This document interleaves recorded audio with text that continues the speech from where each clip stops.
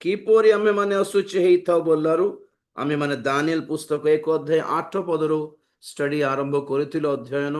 କି ଦାନିଏଲ କହିଲେ କି ରାଜାଙ୍କର ଖାଦ୍ୟ ଭୋଜନ ପାନ ଦ୍ୱାରା ଯେପରି ନିଜକୁ ଅଶୁଚି ନ କରିବ, ଅଶୁଚି ନ କରିବେ ଏଥି ନିମନ୍ତେ ସେ ମନସ୍ଥ କରି ସେ ନପୁଂସକର ଅଧିପତିକୁ ରିକ୍ୱେଷ୍ଟ କଲେ କି ଆମକୁ ସେ ଖାଦ୍ୟ ଦରକାର ନାହିଁ ଆଜ୍ଞା, ଯାହା ସାଧାରଣ ଶାକାହାର ଅଛି ତାହା ଆମେ ଖାଇବୁ। ପ୍ରେଜ୍ ଦ ଲର୍ଡ। ତ ଏଥି ଦ୍ୱାରା ଆମେ ମାନେ ପଏଣ୍ଟ କ୍ୟାଚ୍ କରିପାରୁଛୁ କି ଖାଦ୍ୟ ଦ୍ୱାରା ମଧ୍ୟ ଅଶୁଚି ହେଇଯାଇ ହୁଏ। ଓକେ, ଯେମିତି ଲୋକମାନେ କହନ୍ତି ପ୍ରାର୍ଥନା କରୁନୁ କି ଆମେ ଖାଇଲା ବେଳେ ପ୍ରାର୍ଥନା ତ କରୁଛୁ। ଆଜ୍ଞା ପ୍ରାର୍ଥନା କରୁଛୁ ଠିକ ଅଛି, କିନ୍ତୁ ପ୍ରାର୍ଥନା କରିକି ବିଷ ଖାଇଦେଲେ କଣ ଆପଣ ମାନେ ବଞ୍ଚିଯିବେ କି? ପ୍ରାର୍ଥନା କରିକି ମଦ ପିଇଲେ କଣ ତାହା ଠିକ କି? ପ୍ରାର୍ଥନା କରିକି ସିଗାରେଟ ପିଇଲେ ଠିକ କି? ପ୍ରାର୍ଥନା କରିକି ପାନ ଚବାଇଲେ ଠିକ କି? ପ୍ରାର୍ଥନା କରିକି ଡ୍ରଗ୍ସ ଖାଇଲେ ଠିକ କି? ପାପ ତ ପାପ। ଆଉ ପ୍ରାର୍ଥନା କରିକି ପାପ କରିଲେ ବି ସ୍ୱର୍ଗ ଯିବ ବୋଲିଲା ପରେ ଭାବିଲେ ହେବ କି? କେତେକ ପଦାର୍ଥରୁ ଆମେ ମାନେ ନିଜକୁ ଦୂରରେ ରଖିବା ଆବଶ୍ୟକ ଅଟେ। ତ ସେତେବେଳେ ଆମେ ମାନେ ବାଇବଲରୁ ଦେଖିଥିଲୁ କିଏ କିଏ ଭୋଜନ ପାନ ଦ୍ୱାରା ଜୀବନକୁ ନଷ୍ଟ କରିଛନ୍ତି ବୋଲି। ତ ଆମେ ସର୍ବପ୍ରଥମେ ଆମେ ଦେଖିଲୁ ଆଦି ପୁସ୍ତକରେ ହିଁ ଏକ ଭୋଜନ ପଦାର୍ଥ ଦ୍ୱାରା ବା ଖାଇବା ଜିନିଷ ଦ୍ୱାରା ପାପ ପ୍ରବେଶ ହେଲା ଦୁନିଆରେ। ମାନେ କେତେ ହାସ୍ୟାସ୍ପଦ, କେତେ ହସିବା କଥା ଏଟା। ପ୍ରଥମ ପାପ ୱାଜ ନଟ୍ ଏ ମର୍ଡର। ପ୍ରଥମ ପାପ ଗୋଟେ ମର୍ଡର ନଥିଲା। ପ୍ରଥମ ପାପ ଗୋଟେ ପ୍ରତିମା ପୂଜା ନଥିଲା। ପ୍ରଥମ ପାପ ଗୋଟେ ଭୂତ ପୂଜା ନଥିଲା। ପ୍ରଥମ ପାପ ଗୋଟେ ଯାଦୁ ଟନା ନଥିଲା। ପ୍ରଥମ ପାପ ଗୋଟେ ପାପ ଗୋଟେ ଗୋଟେ ଗୋଟେ ଗୋଟେ ଗୋଟେ ବ୍ୟଭିଚାର କାମୁକତା ନଥିଲା। ପ୍ରଥମ ପାପ ଥିଲା ଅବାଧ୍ୟତା, ଯାହା ଖାଦ୍ୟ ଦ୍ୱାରା ଖାଇବା ଜିନିଷ ଦ୍ୱାରା ହେଇଥିଲା। ଯାହା ଏକ ସିଲି ରିଜନ, ଗୋଟେ ଗୋଟେ ଗୋଟେ ଗୋଟେ ନର୍ମାଲ କଥା, ଯାହା ସେଥି ଦ୍ୱାରା ମଧ୍ୟ ପାପ ହେଇଯାଏ ହୁଏ ବୋଲି କହିଲେ ଆମେ ଏଇ ଜଗତରେ କେତେ ଯତ୍ନବାନ ହେବା ଆବଶ୍ୟକ ବୁଝନ୍ତୁ ଆପଣ ମାନେ। ତାପରେ ଆମେ ଦେଖିଲୁ ଏସଙ୍କର କଥା। ଥରକର ଖାଦ୍ୟ ପାଇଁ, ହ୍ୱାଟ ଇଜ ଥରକର ଖାଦ୍ୟ? ଗୋଟେ ଓଳିର ଖାଦ୍ୟ, ଆଉ ତାହା ମଧ୍ୟ ଗୋଟେ ଡାଲି ପାଇଁ, ଡାଲି ତରକାରୀ ପାଇଁ ବିକି ଦେଲେ। ମାନେ ତାର ମତେ ଗୋଟେ ରିଜନ ବି ଠିକ ରେ ନାହିଁ କୋଟା ପାଇଁ ତ ଆପଣାର ଜ୍ୟେଷ୍ଠାଧିକାର ଛାଡି ଦେଉଛି, ବିକି ଦେଉଛି, ଆପଣ ଆଶୀର୍ବାଦର ସୌଭାଗ୍ୟ ହରାଉଛି ଫର ଫୁଡ ନାଇଁ। ତାପରେ ଆମେ ମାନେ ବିଚାର କର୍ତ୍ତାରେ ଦେଖିଲୁ କି ଜଣେ ଯାଜକ ତାର ଉପପତ୍ନୀକୁ ଝଗଡା ହେଇଛି, ସେ ପଳାଇଛି ତାର ବାପା ଘରକୁ। ତାକୁ ନେଇ ଆସିବା ପାଇଁ ଇଏ ଗଲା ବେଳକୁ ସେଠି ମର୍ଯ୍ୟାଦା ଟିକେ ବେଶୀ ହେଇଗଲା। ଗୋଟେ ବାପା ଯେ ଆପଣ ଝିଅକୁ ବୁଝାଇ ପାରୁନାହିଁ, ସବୁ ରୀତିନୀତି ପାଳିବା ପାଇଁ ଆଗେ ଥିବେ, କିନ୍ତୁ ଜୀବନକୁ ସଜାଡ଼ିବା ପାଇଁ ଆଗେ ନଥିବେ କେତେ ଲୋକ। ସବୁ ରୀତିନୀତିରେ କେତେ ପରଫେକ୍ଟ ଥିବେ ବହୁତ ଲୋକ, ବାକ୍ୟ ପାଳିବା ପାଇଁ ସେତିକି ମନ ନଥିବ। ଆଉ ସେ ବିଚାରକର୍ତ୍ତାର ଷ୍ଟୋରି କହୁଛି, ସେ ସେ ଯାଜକଙ୍କର ସେ ଲେବ୍ୟ ମନୁଷ୍ୟର ସ୍ତ୍ରୀ, ସେ କାହା ସହିତ ପଳେଇଥିଲା, ଯାଇକି ବାପାଙ୍କ ଘରକୁ ପଳେଇ, ସେ ଯାହା ପାଖକୁ ଗଲା ସେ ବି ରଖିଲାନି, ତାକୁ ପଠେଇ ଦେଲା। ତଥାପି ଗଲା ତାକୁ ଧରି ଆସିବା ପାଇଁ। ବାପା ଦେଖ ଖାଇବାକୁ ଏତେ ରୀତିନୀତି, ଖାଇବାର ସେ ମର୍ଯ୍ୟାଦା ଦେଖାଇବା ପାଇଁ ଯେତେ ଯତ୍ନ, ଝିଅକୁ ବୁଝାଇବା ପାଇଁ ସେତିକି ଯତ୍ନବାନ ନୁହେଁ ସେ। ଲାଷ୍ଟକୁ ସେଠି ଖାଇ ବସିଲାରୁ ଖାଇ ବସିଲେ 3-4 ଦିନ ହେଇଗଲା, ଖାଇବା ପାଇଁ କା ରହିଲେ, ଆଉ କୋ ଅନ୍ୟ ପର୍ପସ କା ନାହିଁ। ତାପରେ ରାଗିକି ସେମାନେ କଣ କଥା ହେଲେ କି ଖାଇ ବସିଛି ବୋଲି ଖାଇବାକୁ ଦେଇକି ବି ଲୋକମାନେ କଥା ହୁଅନ୍ତି, ଜାଣିଛନ୍ତି ନା ନାଇଁ ଆପଣ ମାନେ? ज्यादा दिन कहीं और रहना नहीं है। कार कुनिया घरे, कार रिलेटिव घरे, कार सांग घरे, जेते भल लोक हूँ, जेते प्रेमिक लोक हूँ, कहारी घरे रही जातु नहीं सेमिति। सबका अपना घर होता है, सबका कुछ पेशेंस का सीमा होता है। केते संभालिबे जन को, निजर इज्जत हरांतु नहीं आज्ञा। କହୁଛି କଥା ଶୁଣନ୍ତୁ, କେ ବୁଝାଇବେ ନାହିଁ ଆପଣ ମାନଙ୍କୁ ଏଇଟା ସବୁ। ଇଜ୍ଜତ ହରାଇବାର ନାହିଁ। ଜଣଙ୍କ ଘରେ ଖାଇବା ଆମକୁ ଯାହା ପାଷ୍ଟର ମାନେ ଶିଖାଇଲେ ତା ଆପଣ ମାନଙ୍କୁ କହୁଛି। ଆଉ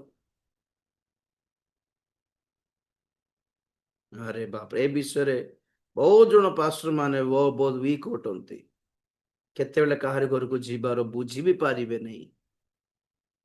କିଛି ଡିସେନ୍ସି ଶିଖି ନାହାନ୍ତି। ଓ ବାକ୍ୟ କଣ ଶିଖିବେ? ଡିସେନ୍ସି ଯଦି ଶିଖି ନଥିବେ,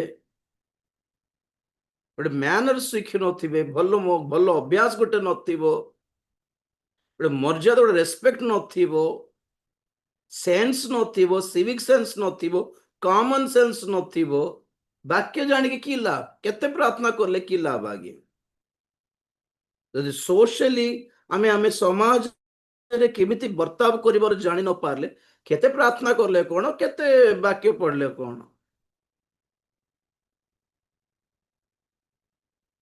କିଏ ଜାଣେ କଣ ପାଇଁ କି? ମା ବାପା ମାନେ, ବଡ ଲୋକ ମାନେ ଟିକେ ଶିଖାଇବା କଥା ପିଲାମାନଙ୍କୁ, କି କାହାର ଘରକୁ ଗଲେ କେମିତି ଥିବାର କଣ ବୋଲି।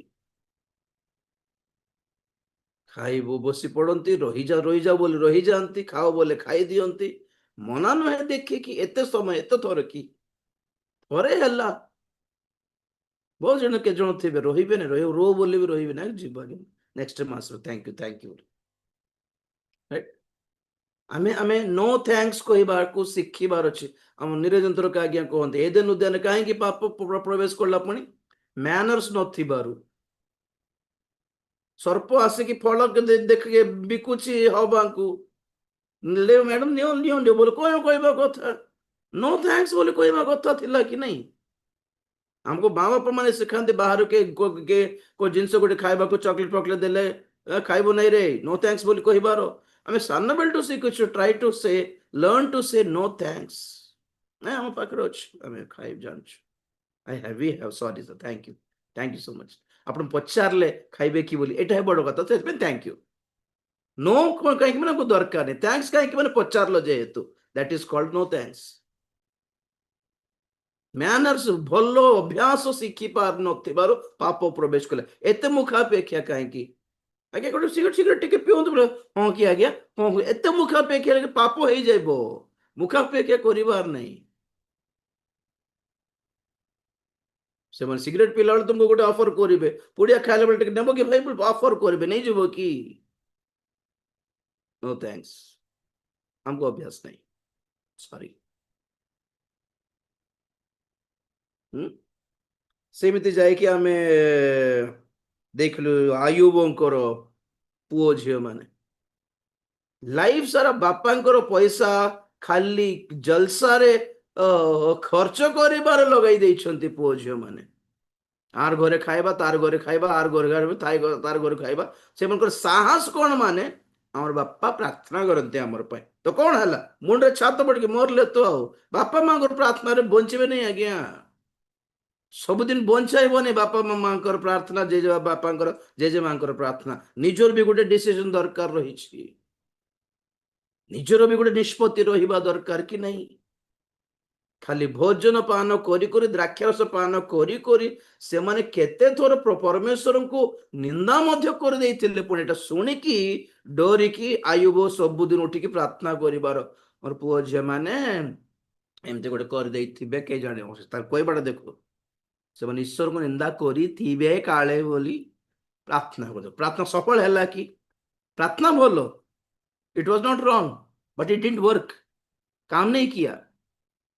ତାପରେ ଥରକୁ ଥର ପୁଅ ଝିଅ ମାନଙ୍କୁ ଡାକିକି ସେମାନଙ୍କ ନାଁରେ ବଳି ଦେଇ ଉତ୍ସର୍ଗ କରିକି, ବଳି ଉତ୍ସର୍ଗ କରିକି ସେମାନଙ୍କୁ ସୂଚୀ ମଧ୍ୟ କରୁଥିଲେ। ପୁଣି ତମେ ସେମାନଙ୍କୁ ଶିକ୍ଷା ନ ଦେଇକି, ଈଶ୍ୱରଙ୍କର ଭୟ ନ ଶିଖାଇକି, ତୁମେ ଖାଲି ପ୍ରାର୍ଥନା କରାଇକି, ପ୍ରାର୍ଥନା ତେଲ ଘଷି ଦେଇକି, ପ୍ରାର୍ଥନା ତେଲର କୃଷ ଚିହ୍ନ ଲଗାଇ ଦେଇକି, ଏ ବଡ ବକ୍ତା ପ୍ରାର୍ଥନା କରାଇ ଦେଇକି, ଏ ବଡ ବକ୍ତାକୁ ମୁଣ୍ଡିଆ ମରାଇ ଦେଇକି ତମେ କଣ ପିଲାମାନଙ୍କୁ ପ୍ରଭୁଙ୍କ ପାଖକୁ ନେଇପାରିବ କୁହନ୍ତୁ ତ? କିଛି ଲାଭ ଅଛି କି?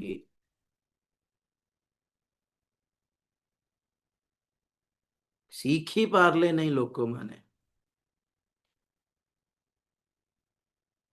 ଯେ ପର୍ଯ୍ୟନ୍ତ ପୁଡ଼ିଆ ଖାଇକି ମଦ ପିଇକି ବେକ ଉପରେ ଖଣ୍ଡା କାତି ନ ଦେବ ତ ପୁଅ ସେ ପର୍ଯ୍ୟନ୍ତ ଜାଣିପାରିବନି ଗୋଟେ ଗଲତ ରାସ୍ତାରେ ଅଛି ବୋଲି। ପାଠ ପଢୁଛି, ଭଲରେ ଯାଉଛି, କଲେଜ ଯାଉଛି, ଚାକିରି କରୁଛି, ଏଥିପାଇଁ ପୁଅ ଭଲଟା। କିନ୍ତୁ ପ୍ରଭୁଙ୍କ ଠାରେ ନଥିଲେ ବି ଭଲଟା ଏକା ପୁଅ। ଏ ଚର୍ଚ୍ଚ ପ୍ରତି ତାର ପ୍ରତି ଏତେ ଇଚ୍ଛୁକ ନଥିଲେ ଭଲଟା ପୁଅ ଭଲଟା, କାରଣ ତମର ପାଇଁ କ୍ଷତିକାରକ ହେଇନି। जेहेतु कुछ बच्चे के लिए माँ बाप का माइंडसेट ऐसे ही है, क्योंकि वो लोग माँ बाप के लिए अच्छे हैं, इसलिए इसलिए अच्छा है, बच्चा अच्छा है। प्रभु पाखे नथिले मत ना से प्रार्थना करे नहीं जे भलटा टेकिकी धरी थाओ। हाई पुस्तक 1 अध्याय 4 रु पढ़ुछि। आ ताहार पुत्र माने जाई प्रत्येक अपना अपना दिनोरे अपना अपना गृहरे भोज कले, पुण से माने लोक पठाई आपण मानक संगे भोजन पान करने आपण मानक 3 भगिनी को निमंत्रण कले। पुणी पाली क्रमे से मानक भोजनर दिन गत हुवंते आयुब से मानक डकाई पवित्र कला।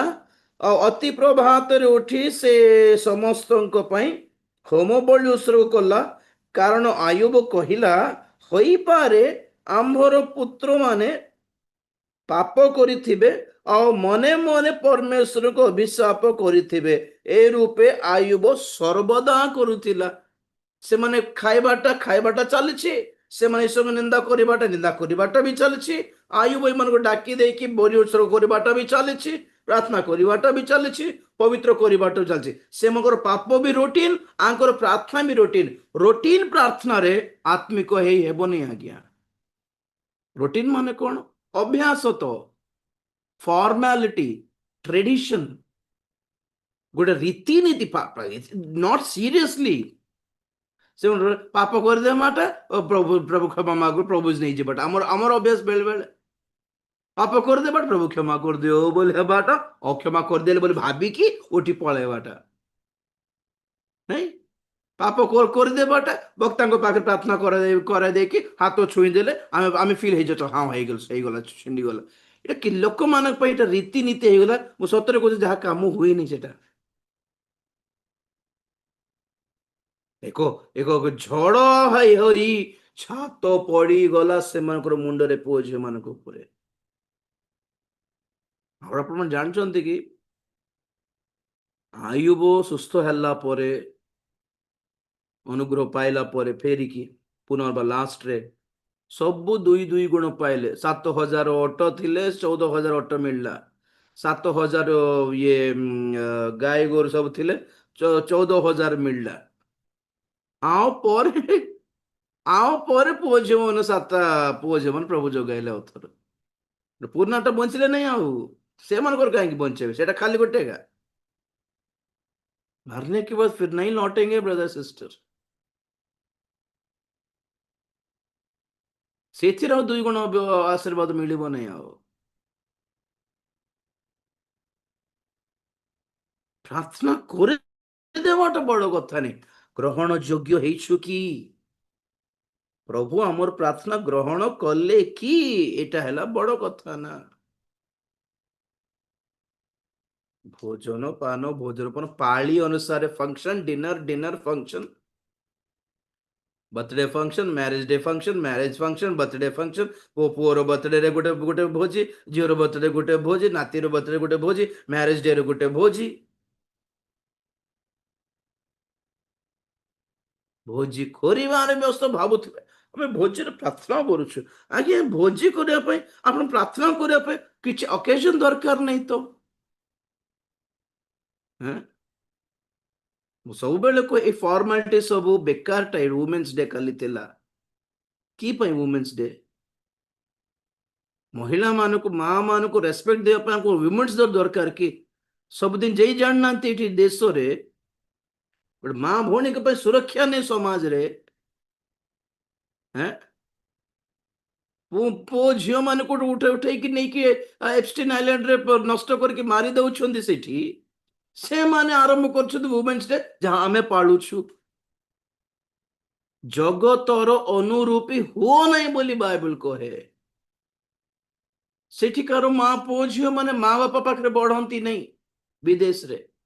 ତେଣୁକରି ମାଆକୁ ଦେଖି ଯିବା ପାଇଁ ବର୍ଷକୁ ଥରେ ହେଲେ ଗୋଟେ ସମୟ ସୁଯୋଗ ଥାଉ ବୋଲି ମଦର ଡେ ସେମାନେ କରନ୍ତି, ଫାଦର ଡେ କରନ୍ତି, ବ୍ରଦର ଡେ କରନ୍ତି। କଣ ସବୁବେଳେ ସେମାନେ ଫ୍ୟାମିଲି ହେଇକି ମିଶନ୍ତି ନାହିଁ ଆଜ୍ଞା ବିଦେଶରେ। ଆମେ କାହିଁକି ପାଳୁଛୁ ଏଟା ସବୁ? ସବୁଦିନ ବାପାର ମୁହଁ ଦେଖୁନୁ କି ଆମମାନେ? ବାପାଙ୍କର ପରିଶ୍ରମ, ବାପାଙ୍କର କଷ୍ଟ ଚିହ୍ନିବା ପାଇଁ ଆମକୁ ଫାଦର୍ସ ଡେ ପର୍ଯ୍ୟନ୍ତ ଜଗିବା ଦରକାର ନାହିଁ ତ? ମାଙ୍କର କ୍ରନ୍ଦନ, ମାଙ୍କର କଷ୍ଟ ପରିଶ୍ରମ ଚିହ୍ନିକି ମାଙ୍କୁ ଆଦର କରିବା ପାଇଁ, ସମାଦର କରିବା ପାଇଁ ମଦର ଡେ ପର୍ଯ୍ୟନ୍ତ ଜଗିବା ଦରକାର ନାହିଁ ତ ଆମର? ସ୍ତ୍ରୀ ମାନଙ୍କର, ଭାର୍ଯ୍ୟର, ୱାଇଫର ପରିଶ୍ରମ କଷ୍ଟ ବୁଝିବା ନିମନ୍ତେ ୱିମେନ୍ସ ଡେ ପର୍ଯ୍ୟନ୍ତ ଜଗିବା ଦରକାର ନାହିଁ ତ? କାରଣ ସବୁଦିନ ଆମେ ଫ୍ୟାମିଲି ଅଟୁ, କିନ୍ତୁ ଅଦର କଣ୍ଟ୍ରିଜରେ ଫ୍ୟାମିଲି ମିଶିକି ରହନ୍ତି ନାହିଁ। ସେଇ ସବୁ ଆମର ପାଷ୍ଟର କଥା ମାନିବା ପାଇଁ, ପାଷ୍ଟର ପରିଶ୍ରମ ବୁଝିବା ପାଇଁ ତୁମକୁ ପାଷ୍ଟର ଡେ ଦରକାର କି? ଆପଣ ସମାଜ ପାଇଁ, ଆପଣ ଓଡିଶା ପାଇଁ, ଆପଣ ଦେଶ ପାଇଁ ପ୍ରାର୍ଥନା କରିବା ପାଇଁ ଆପଣଙ୍କୁ ନ୍ୟାସନାଲ ପ୍ରେୟର ଡେ ଦରକାର କି ଆଜ୍ଞା? এই ସବୁ ଫର୍ମାଲିଟି ବାଲା ମାନଙ୍କର ମାଇଣ୍ଡ ସେଟ, ଏଥି ଦ୍ୱାରା କିଛି କାହାର ବି କେବେ ବି ମଙ୍ଗଳ ହେଇନି। ସେ ନ୍ୟାସନାଲ ପ୍ରେୟର ଡେ ର ପ୍ରାର୍ଥନା ଦ୍ୱାରା ହଉ କି ୱାର୍ଲଡ ପ୍ରେୟର ଡେ ର ପ୍ରାର୍ଥନା ଦ୍ୱାରା ହଉ, କିଛି ହେଇନି ଦୁନିଆରେ, କିଛି ପ୍ରଭାବ ପଡିନି କେବେ ବି। ଜଗତର ଅନୁରୂପୀ ହେଇ ଜାଣିଛନ୍ତି। ଫର୍ମାଲିଟି, ଟ୍ରେଡିସନ, ରୀତିନୀତି, ପ୍ରଥା, ପରମ୍ପରା ହେଇଗଲା, ବାକ୍ୟ କୁଆଡେ ଗଲା ଜଣା ନାହିଁ। ଭୋଜି, ଫଙ୍କସନ ଭୋଜି, बर्थडे, केक, नुआ ड्रेस, किए शिखाइले, किए कौन एटा सब? ପିଲାମାନଙ୍କର ମଜା ପାଇଁ, ଖୁସି ପାଇଁ ଗୋଟେ କେକ୍ କାଟିଦେବାଟା ବଡ କଥା ନୁହେଁ। ଆମେ ବଡ ଲୋକ ହେଇକି ବି ଟିକେ ବି ଚିନ୍ତା କରलो ବର୍ଥଡେରେ କି ପ୍ରଭୁ ମୁଁ କଣ ପାଇଁ ବଞ୍ଚିଛି, ଜନ୍ମ ହେଇଛି ଯେ ଆଜି ଯାଏ ବଞ୍ଚିଛି। କଣ ତୁମର ଯୋଜନା ପ୍ରଭୁ, ଜଣ ଦେଖାଅ ମତେ। ତୁମର ଯୋଜନା ଅନୁସାରେ ଚାଲିଛି କି, ବଞ୍ଚୁଛି କି? ପଚାରିଲ ଗୋଟେ ପର୍ସନାଲ, ଗୋଟେ ପ୍ରଭୁଙ୍କ ସହିତ ସମୟ କାଟିବାର ଦିନ ନୁହେଁ କି ବର୍ଥଡେ ବୋଲି କହିଲେ। ମ୍ୟାରେଜ ଡେ କଣ କରଲ? ମ୍ୟାରେଜ ଡେ ମ୍ୟାରେଜ ଦିନରେ କଣ ତୁମେ ଶପଥ କଲ ତୁମର ସ୍ତ୍ରୀ ପ୍ରତି, ତୁମର ସ୍ୱାମୀ ପ୍ରତି? କେମିତି ଦେଖୁଛ, କେମିତି ସମ୍ଭାଳୁଛ ପରସ୍ପରକୁ? ନା ରାଗିଛ, ନା ଭୁଲ ବୁଝାମଣାରେ ହେଇଛ, ନା କଣ ରଙ୍ଗ କନେକ୍ସନ ଲଗାଇ ଦେଇଛ? କଣ ଏଟା ସବୁ ନିଜେ ପର୍ସନାଲି ବସିକି ଚିନ୍ତା କରିବା କଥା। ଆମର ଏତେ ବର୍ଷର ବିବାହରେ ମୁଁ କେତେ ବିଶ୍ଵସ୍ତ ଅଛି ବୋଲି। ନା ଫଙ୍କସନ କରିବେ, ଆପଣ ଫଙ୍କସନ ଦରକାର, ଭୋଜି ଦରକାର। ଖ୍ରୀଷ୍ଟିଆନ ଜୀବନ ସାଂସାରିକ ହେଇକି ଥିଲେ আর কি ପାଇଁ ଖ୍ରୀଷ୍ଟିଆନ ହେଲୁ ଆମେ? ସାଂସାରିକ ହେଇକି ଥାନ୍ତୁ ନା। ଅଲରେଡି ବହୁତ ଜଣ ଖ୍ରୀଷ୍ଟିଆନ ମାନେ ସାଂସାରିକ ହିଁ ଅଟନ୍ତି, ଆତ୍ମିକ ନୁହନ୍ତି, ମାନେ ପରିତ୍ରାଣ ପାଇନଥିବେ ଆଜ୍ଞା। ମନୁଷ୍ୟ ମାନଙ୍କର ରୀତିନୀତିକୁ ଏମାନେ ପୁଣି ଈଶ୍ୱରଙ୍କର ବାକ୍ୟ ବୋଲି ପ୍ରଚାର କରନ୍ତି। ପୁଣି କୁଆଡେ ଗଲା ଏଟା? ମାଥ୍ୟୁ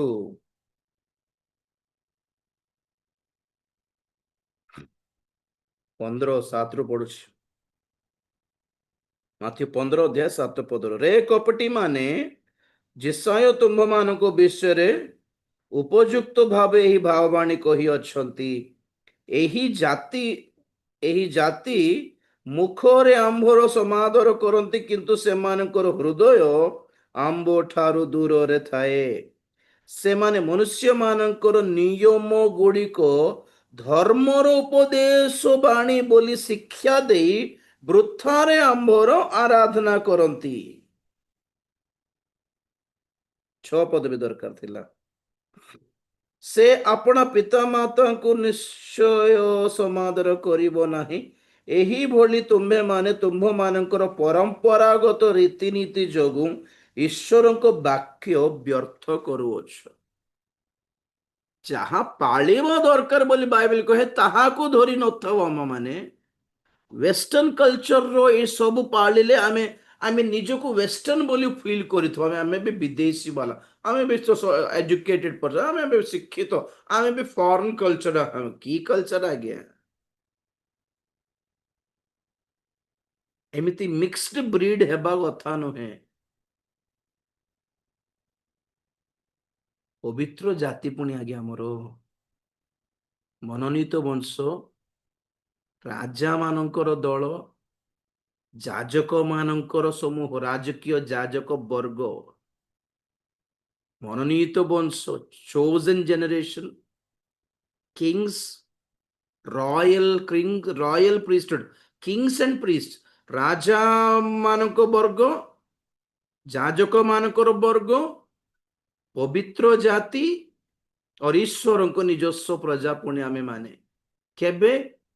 ସେ ଆମ୍ଭ ମାନଙ୍କୁ ଅନ୍ଧକାର ମଧ୍ୟରୁ ତାହାଙ୍କରି ଆଶ୍ଚର୍ଯ୍ୟମୟ ଆଲୋକ ଭିତରକୁ ଆହ୍ୱାନ କରିକି ଏକ ମନୋନୀତ ବଂଶ, ରାଜକୀୟ ଯାଜକ ବର୍ଗ, ପବିତ୍ର ଜାତି ଆଉ ଈଶ୍ୱରଙ୍କୁ ନିଜସ୍ୱ ପ୍ରଜା କରିକି ଠିଆ କଲାରୁ ଆହୁରି ଆମେ ଯାଇକି ଜଗତର ରୀତିନୀତି, ଏ ଦେଶର କଲଚର, ସେ ଦେଶର କଲଚର, ଇଣ୍ଡିଆର କଲଚର ସବୁ ମିକ୍ସିରେ ପକାଇକି ଗ୍ରାଇଣ୍ଡିଙ୍ଗ କରି ମିକ୍ସ କରିକି ଲଗାଉଛୁ ଜୀବନ ସାରା। ଆମେ କି ପୃଥକ ଲୋକ କି? ଅଶୁଚି ହେବୁନି କି ଆହୁରି?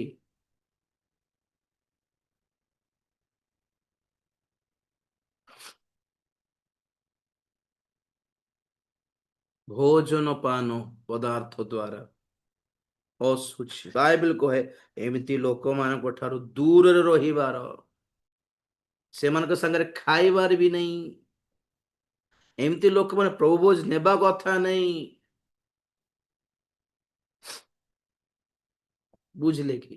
ଏମିତି ଲୋକମାନଙ୍କର ହାତରେ ପ୍ରଭୁ ଭୋଜ ନେବା କଥା ବି ନାହିଁ, ଏମିତି ପାଷ୍ଟର ମାନଙ୍କ ପାଖ ହାତରେ।